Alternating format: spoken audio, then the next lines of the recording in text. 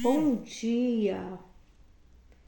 Vamos continuar estudando, contemplando a palavra do Senhor. No livro de Atos dos Apóstolos, no Novo Testamento. A Bíblia que eu estou fazendo a leitura é a Bíblia Nova Viva.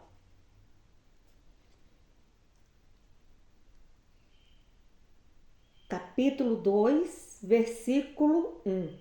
Havia chegado o dia de Pentecoste, quando os crentes se reuniram todos no mesmo lugar naquele dia.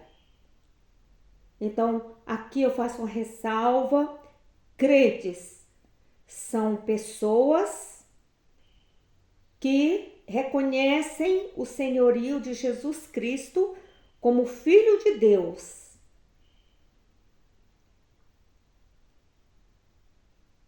Versículo 2. De repente, veio do céu um som, semelhante ao rugido de um poderoso vendaval, que encheu toda a casa onde estavam assentados. Então viu-se algo parecido com línguas de fogo, que pousaram sobre a cabeça de cada um deles. Todos presentes ficaram cheios do Espírito Santo e começaram a falar em línguas que não conheciam, conforme o Espírito Santo os capacitava. Muitos judeus piedosos tinham vindo de todas as nações do mundo para Jerusalém. E quando se ouviu aquele som, multidões vieram correndo para ver do que se tratava e ficaram espantados ao ouvir que seus próprios idiomas estavam sendo falados. Como pode ser isto? Exclamavam maravilhados. Estes homens são da Galileia. Como estão? Ouvimos todos eles falando a língua das terras onde nascemos.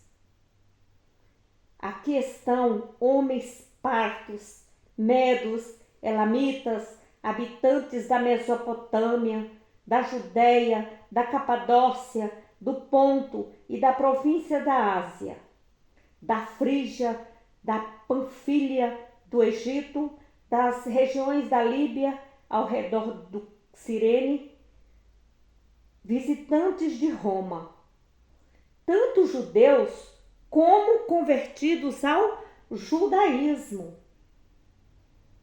cretenses e árabes. E todos nós ouvimos esses homens falando em nossas próprias línguas a respeito das maravilhas de Deus. Então ali você pode observar que vinham homens de toda parte do mundo e eles estavam falando uma única língua. Eles entendiam. Após serem batizados com o Espírito Santo, começaram a falar uns na língua do outro e começavam a entender o que estavam falando, as coisas acerca do reino dos céus. Então nós vamos observar que aqui tinha dois tipos de pessoas, né? Aqueles que criam, que eram os crentes, que estava se formando a igreja, e tinha as pessoas que eram consideradas pagãs. Mas o que vem a ser uma pessoa pagã? Pagã é a pessoa que segue o paganismo, que é um termo usado para se referir aos costumes e tradições do xamanismo, do panteísmo, do animismo, do politeísmo, que são crenças em vários deuses. Então existiam judeus que também eram pagãos, mas que eram pagãos e não criam em Deus. E o que aconteceu? Eles deixaram aqueles caminhos errados, conheceram o poder de Deus e se converteram, quer dizer, saíram dos seus maus caminhos e foram seguir quem? A Cristo. É diferente da pessoa ímpia. A pessoa ímpia é aquela que conhece a palavra de Deus, mas ela se rebela contra a palavra de Deus. Ela entende, compreende, ela recebe os ensinamentos, mas ela não aceita no coração. As práticas dela é de descrente, é de herege, se torna até ateia ou ateu, não crê em Deus, é incrédula, é profana, não crê, é sacrílega. Então você vê a diferença de um para o outro. O pagão, ele nasceu no paganismo, com costumes e tradições de seitas e heresias. Portanto, ele reconhece o poderio do Senhor Jesus. Aleluia, glória a Deus. Todos nós ouvimos esses homens falando em nossas próprias línguas a respeito das maravilhas de Deus. Versículo 12. E ali estavam eles maravilhados e confusos. O que quer dizer isto? Perguntavam uns aos outros. Porém, outros da multidão zombavam deles. Eles estão bêbados. Isso sim, eles diziam. Nisso, Pedro deu um passo à frente com os 11 apóstolos, dirigindo-se à multidão em alta voz. Ouçam todos vocês, homens da Judéia, e todos os visitantes e moradores de Jerusalém. Prestem muita atenção. Alguns de vocês estão dizendo que estes homens estão bêbados. Isso não é verdade. Estes homens não estão bêbados. É muito cedo para isso. Ninguém fica embriagado às 9 horas da manhã. Pelo contrário, o que vocês estão vendo foi profetizado há séculos pelo profeta Joel. E depois disso eu derramarei o Espírito sobre todos os povos. Seus filhos e filhas profetizarão, os velhos terão sonhos e os jovens terão visão.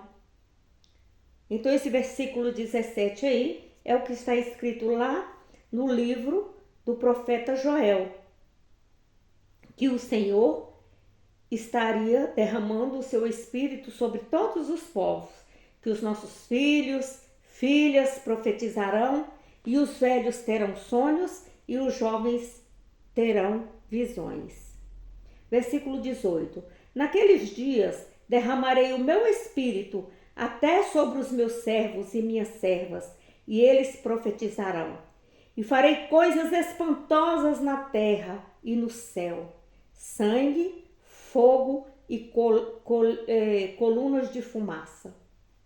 O sol vai se tornar em trevas e a lua em sangue, antes de chegar o grande e terrível dia do Senhor. Todo aquele que invocar o nome do Senhor será salvo. Então, esse aqui, versículo 20, está sendo falado no terrível grande dia do Senhor. Qual o terrível grande dia do Senhor? Está lá quem está acompanhando a leitura de Apocalipse.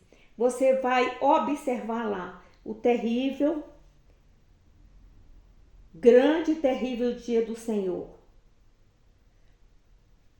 Mas todo aquele que invocar o nome do Senhor será salvo. Homens de Israel, ouçam essas palavras. Deus apoiou publicamente Jesus de Nazaré diante de vocês ao fazer milagres, maravilhas e sinais por meio dele, como vocês bem sabem. Porém, seguindo um plano já estabelecido por Deus, vocês, com a ajuda de homens maus, mataram Jesus pregando na cruz. Então Deus ressuscitou seu filho, livrando-o do poder da morte, sendo impossível a morte dominá-lo. O rei Davi disse o seguinte a respeito de Jesus: Fiz do Senhor a minha companhia constante. Enquanto ele estiver do meu lado, não tropeçarei.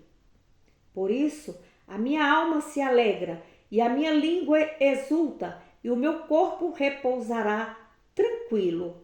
O Senhor não deixará o meu corpo abandonado no sepulcro, nem permitirá que seu santo sofra decomposição, ou seja, corrupção. O Senhor restituirá a minha vida e me dará maravilhosa alegria na sua presença. Queridos irmãos, meditem nisso.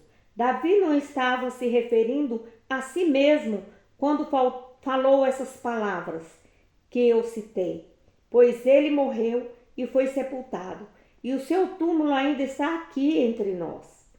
Porém, ele era profeta e sabia que Deus havia prometido com juramento infalível que um dos seus descendentes se sentaria no seu trono. Davi estava olhando para o futuro distante e predizendo a ressurreição de Cristo, que não foi abandonado no sepulcro e cujo corpo não entrou em decomposição. Davi estava falando de Jesus e todos nós somos testemunhas de que Deus ressuscitou este Jesus dentre os mortos. E agora, Jesus está sentado no trono da mais alta honra do céu, à direita de Deus. E tal como prometeu, o Pai enviou o Espírito Santo e derramou o que vocês estão vendo e ouvindo hoje. Ou seja, derramou o Espírito Santo para nos ajudar, para nos auxiliar. Jesus foi aos céus e disse: Eu vou, mas eu deixo-vos um Consolador. Aleluia! Então, o Espírito Santo é derramado sobre cada um de nós. Aleluia! Não, Davi não estava falando de si mesmo nessas palavras dele que eu citei, pois ele nunca subiu aos céus. Além disso, ele declarou: O Senhor falou ao meu Senhor: Sente-se aqui à minha direita, até que eu ponha os inimigos debaixo dos seus pés. Portanto, eu garanto a todos em Israel que este Jesus que vocês crucificaram, Deus o fez Senhor e Cristo. Glória a Deus. Até o versículo 13, Lucas, ele mostra e faz nos lembrar que do testemunho de Jesus. Aqui em Pentecoste é celebrado 50 dias depois da Páscoa e se comemora a aliança e o dom da lei. No novo Pentecoste, Deus entrega o seu Espírito realizando a nova aliança, dessa vez com toda a humanidade, que são aí então presentes as 12 nações. A língua da comunidade da nova aliança é o testemunho de Jesus, ou seja, o Evangelho, cujo centro é o amor de Deus que reúne os homens, provocando relação e entendimento. O contrário do que aconteceu lá na Torre de Babel. onde os homens falavam cada um em uma língua e ninguém se entendia. Porém, o testemunho, ele provoca conflitos. O conflito daqueles que são cristãos e os que não são cristãos. Os que professam Jesus como Senhor e Salvador e aqueles que são ímpios, que são pagãos, que têm outras religiões, mas que não conseguem compreender que Jesus Cristo é o Filho de Deus. Ora, você vê uma igreja que era pequenininha, então começa a crescer. A comunidade começa a expandir-se. 120 irmãos. O número de 12 deve ser completado. Assim como o povo de Israel se formou a partir dos 12 filhos de Jacó, o novo povo de Deus forma-se a partir dos 12 apóstolos. A testemunha de Jesus é aquele que conhece o que ele faz e que ensinou, desde o seu batismo até a sua morte e ressurreição. Então você vê aí no versículo 22, que mostra o verdadeiro conteúdo para que nós possamos evangelizar. O que está formando o Evangelho de Cristo. Por isso devemos conhecer a Bíblia, o Evangelho, para nos tornarmos testemunhas de Cristo. É certo que à medida que recebemos o Espírito Santo, recebemos o fruto do Espírito Santo, a paz, a bondade, a longanimidade, a mansidão, o domínio próprio, e estamos sendo transformados, Jesus está transformando, forjando o nosso caráter, para então nós adquirirmos as virtudes dele, que é a fé, a esperança e o amor, para nos fortificarmos, nos moldarmos e vivermos de acordo com aquilo que Cristo espera de nós. Então devemos pregar o Evangelho, que nossa palavra seja sim, sim, não, não, e o que passa disso vem do maligno. Então o Evangelho é que devemos pregar. O testemunho que devemos levar é o testemunho de Jesus. As pessoas veem em nós quando desenvolvemos em nós e quando apresentamos o fruto do Espírito Santo. Aí sim nós conhecemos aquele que é o verdadeiro cristão. Versículo 37. Essas palavras de Pedro comoveram a todos profundamente e disseram a Pedro e aos outros apóstolos: Irmãos, que devemos fazer? Pedro respondeu: Cada um de vocês deve abandonar o pecado, voltem-se para Deus e ser batizado no nome de Jesus Cristo para o perdão dos seus pecados. Então aqui a dado momento você pode observar que o Senhor fala que devemos batizar em nome de Jesus Cristo. A pessoa deixa de ser pagão e passa a acreditar em Cristo Jesus só a partir do batismo. Então vocês também receberão o dom do Espírito Santo, porque Cristo prometeu esse dom para cada um de vocês que tenha sido chamado pelo Senhor, o nosso Deus, para os filhos de vocês e até para os que estão longe. Então Pedro, com muitas palavras, procurando convencer todos os seus ouvintes, continuou: salvem-se desta geração perversa. e aqueles que acreditaram na mensagem de Pedro foram batizados e naquele dia se uniram aos seguidores de Jesus, cerca de 3.000 pessoas, 3.000 almas. Glória a Deus, aleluia. Então, você veja bem aí a ação poderosa do Espírito Santo. Versículo 42. E todos continuavam firmes no ensino dos apóstolos, na comunhão, no partir do pão e nas orações. Em todos eles havia um profundo respeito, e os apóstolos faziam muitas maravilhas e sinais. Todos os que criam estavam juntos e unidos e tinham tudo em comum. Vendendo suas propriedades e bens, repartiam com o que tinham necessidade.